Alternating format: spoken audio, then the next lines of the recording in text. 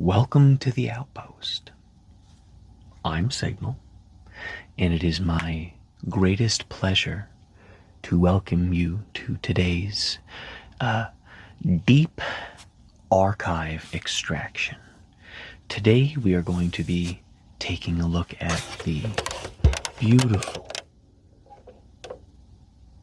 Hyperkin Retron 5 that I totally remembered the name of without having to look at it very closely. The beautiful, innovative, and frankly bizarre Hyperkin Retron 5. I got this, I want to say probably 2015, 2014. I know it was right around when I graduated college, but it was when I was still living in the college town. This is a hardware emulation console. This is a new aftermarket multi-console emulator that uses real original system cartridges and can use original system hardware while having a more modern pastiche of features. This was a fairly inexpensive device. It's very fragile, very boutique, very finicky, difficult to use. I don't use it much anymore, but it is just such a unique piece that I'm glad it's part of my collection. In fact, right now it is inoperable because the controllers are non-user serviceable batteried and batterized. Battered. They've been battered with non-user serviceable batteries, and the battery in this controller has long since died. So this console is unusable until I can pop this thing open and make the battery user serviceable. It's well within my wheelhouse to do, just not something I particularly care to do. I don't have any desire to use this. It was very, very fun when I was younger and really into cartridge collecting, but as with everything, you kind of fill out the parts of your collection that matter and then you move on to something else. So I have here today the Retron, a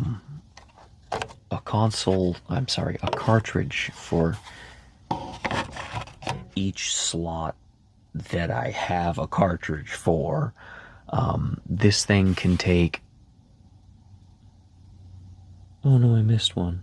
I didn't grab a Game Boy cartridge. That's fine. I actually really care about those. I don't really want to fiddle with that.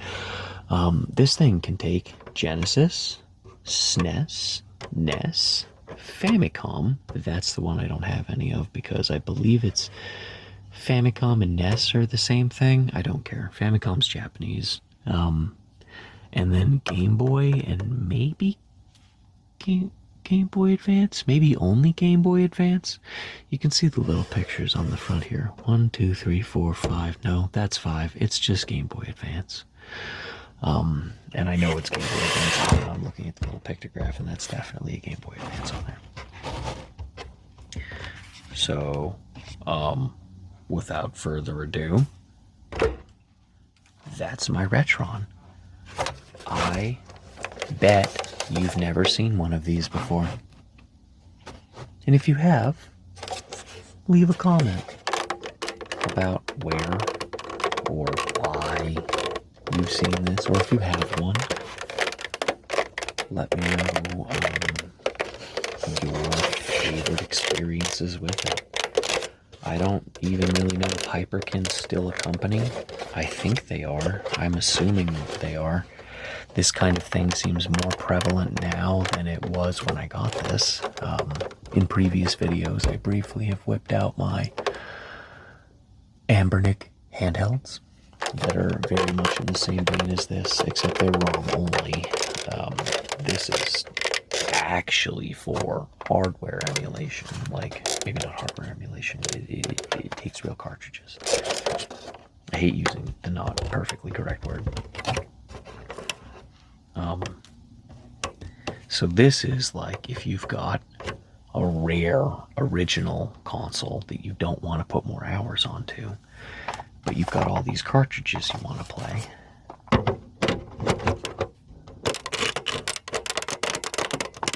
You plug this into your TV via HDMI. You give it the old power, and away you go.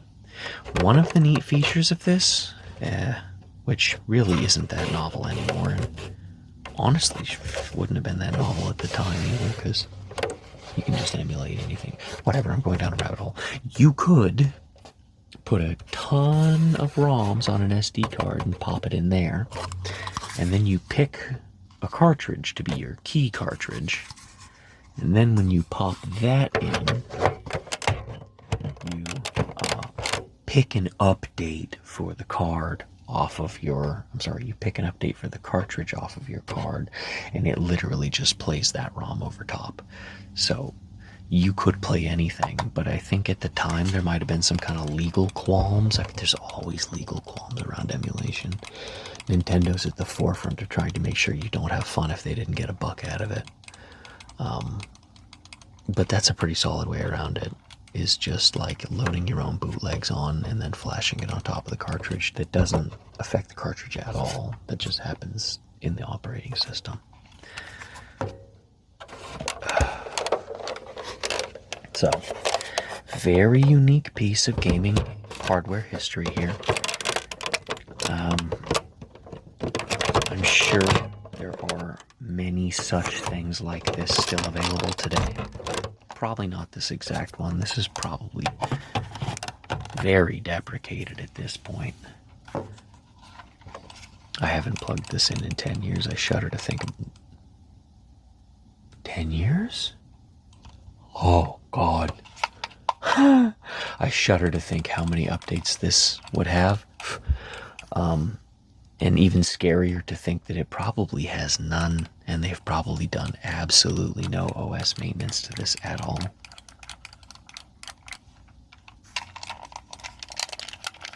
You can hear the buttons are gross. They are not satisfying to click on in that tactile, responsive PlayStation way. These are really fun, like fidget toy buttons. They feel great, but there's like mushy. There's no clear break to where you actually click the button. It's just mushy the whole way down with equal resistance. So it doesn't satisfyingly feel like you've pushed the button. You don't have very good haptic feedback. You have a lot of auditory feedback, which is great for what we're doing here. Not great for a console where the shoulder buttons are the complete opposite.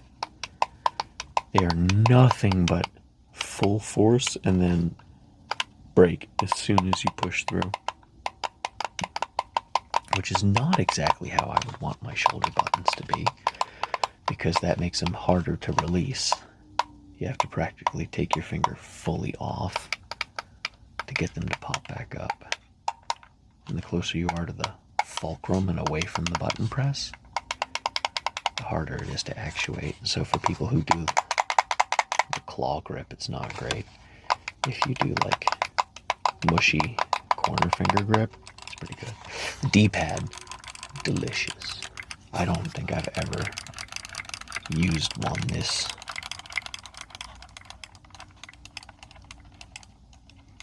I don't know how to describe it. Perfectly weird for me.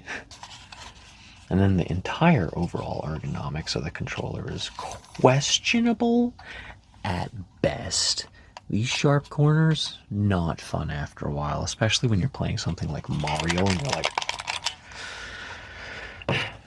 but, you know, great memories on this thing. I was living with some friends for a while, waiting for them to move out of the country and house sitting for them while they were out of the country. So there's a period of time where we were all just living in their house at the same time.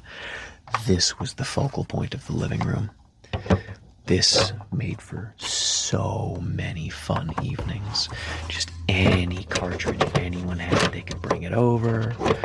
Oh, I forgot a very important feature. So there's only one controller that I have. I think wirelessly, Bluetooth, you could have up to 4. But since this is a hardware device, I didn't know that came clean off. There's ports for all of the original controllers. So you can bring your controllers over too if you've got a weird cartridge that you want to play on my console here that it's just a phenomenal party device night. We had a bunch of different monitors in that house too. So we had a tiny little table. Since this is so light and so mobile, we literally had like something just like this. You just put this down on the shelf and a little TV up on top. The extension cord, you could move it around the room to whoever. Like we had like 4 couches. It was really silly. Big TV, corral of couches, whatever console or computer we had hooked up to the 78-inch, whatever the hell. And then this little guy would get passed around on that little TV stand. And just play that in that like empty area in the middle of the couch corral. Good times. Really good times. So cartridge wise, we've got Echo the Dolphin.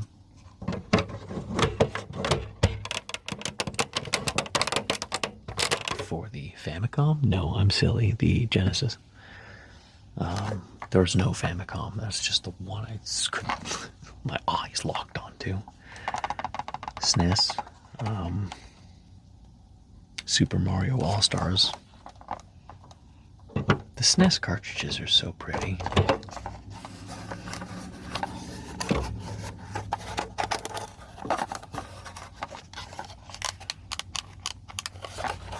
Really like these ones. I think they've got the sharpest body design as far as the cartridges go. This one's my least favorite. The actual NES cartridges. Oh, they're so big. That, I'm pretty sure most of this is dead air. So, we pop in the Mario. And then let's pop in the Captain Skyhawk. Yeah, that is what that was. And ta-da! Cartridges. Cartridges all the way down. I bet you, I'm just thinking, like, I wonder what people are going to ask me about this thing. If anyone's curious as to what this device does if you plug in more than one cartridge at a time, nothing. It, I believe, if I remember correctly, just kind of seizes up. I think you only popped in the one cartridge you wanted to play at a time. And if I'm wrong, or it updated after the fact, there's probably just like a switcher in the menu.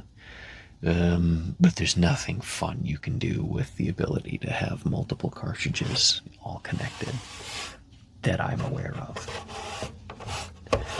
Maybe there's some cool stuff you can do with this. This is a very unique device, but I've never really been one to like jailbreak my phone or anything. Life's too short to do complicated stuff like that in the long run makes your life complicated.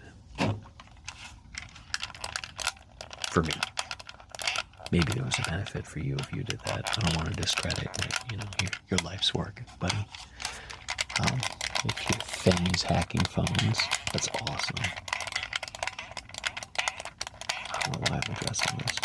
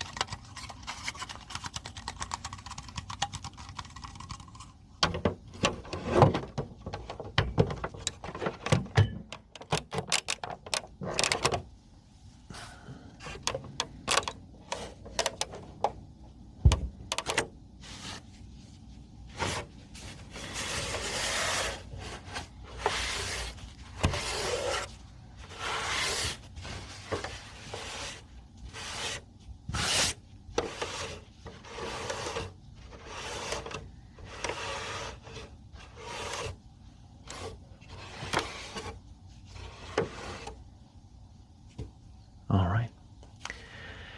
So that was your quick little tour of the gorgeous, novel, and delicious sounding Retron 5.